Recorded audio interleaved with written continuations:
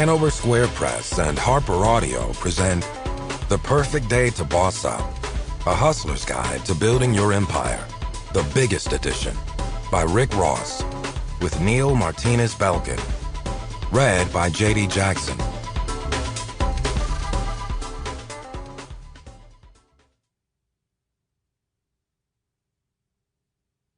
Introduction. The fungus was among us. Miami International Airport, March 15th, 2020, 5:30 p.m. Eastern Standard Time. I was about to board my flight when the gate agent approached me and asked if I would mind stepping to the side of the line.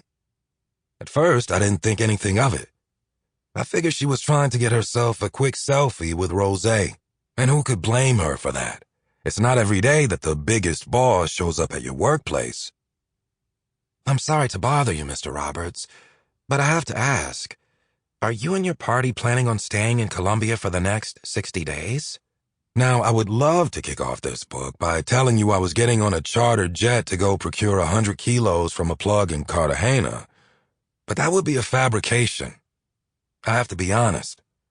First of all, I was flying commercial that day, as I usually do. The PJs are nice for family vacations and romantic getaways, but when you fly as often as I do, the cost of flying private adds up quick. Flights are one of the few times I'm able to get some sleep, so to spend all that extra when I'm just going to be getting my beauty rest always seems like a waste of money. First class treats me just fine. Anyway, the real reason I was headed to Colombia was to see my dentist, Dr. Mario Montoya. He was going to hook me up with a beautiful set of coke white porcelain veneers. "Did you say 60 days?" I asked.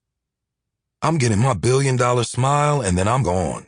You know I've got places to be." "Oh, okay.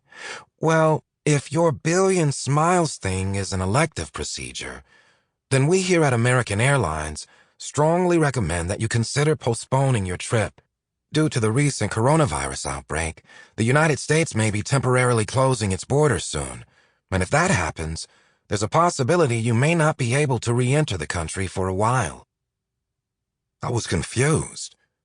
I was watching people scan their boarding passes and get on this flight. Then I realized we were the only black people there. Everybody else looked Latino. This lady knew we weren't Colombians heading home, and I appreciated the racial profiling. She had just saved me from spending the next 2 months stuck in South America. I told the young woman she had a bright future in the airline industry and asked her to help me and my team retrieve our checked luggage from the plane. I broke her off with a few dollars for her troubles. I'd been hearing things about the coronavirus for a couple of weeks, and a few of my shows had gotten pushed back because of it. Originally, the plan had been to fly from Colombia to Puerto Rico, where I was scheduled to perform at the Afro Nation Puerto Rico Music Festival the following week. But 2 days before my flight to Colombia, the event got canceled. Recognizing the national concerns surrounding COVID-19 and under the instruction of the Puerto Rican government, the Afro Nation organizers have announced that with much regret, they will not be going ahead with the festival due to take place in San Juan next week. Customers will be contacted in relation to refunds with details on rescheduling to come. If requested, refunds will be processed within 7 working days. Instead of heading back to my house in Davie, I had my sister book a block of rooms at the St. Regis Bell Harbor. I was thinking I'd treat my team to a few days of kicking it on the beach at my favorite hotel while this coronavirus situation got sorted out. Then I'd be back on my way to see Dr. Montoya and get my new teeth. That's not how things played out. Over the next few days, it became increasingly clear that the coronavirus wasn't going away anytime soon.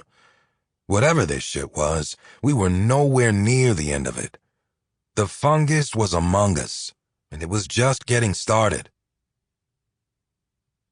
The next morning, I got word that the iHeartRadio music... Sample complete.